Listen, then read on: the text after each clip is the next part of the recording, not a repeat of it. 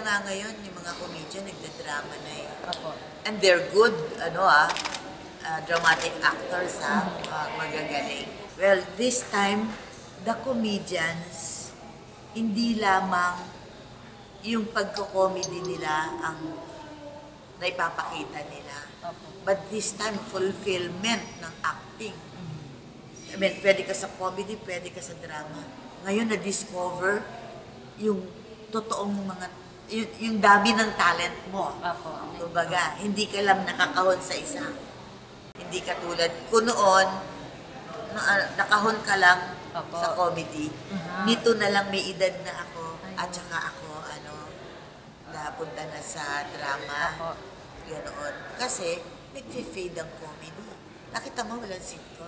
Oo. So many years now, wala tayong mga bagong simbol.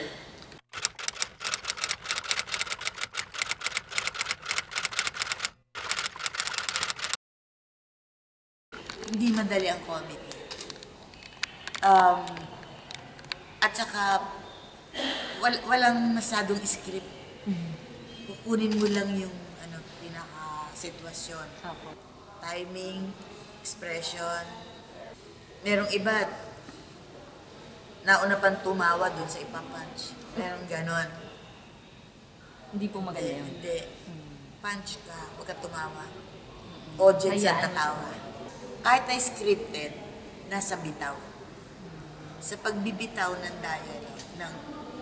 dialogue nila na supposed to be comedy.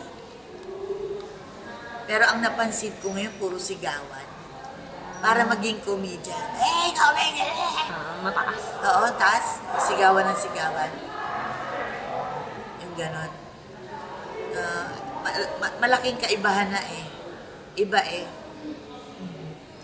Hindi yung... Ang comedian kasi, hindi tahimik lang. Ganon.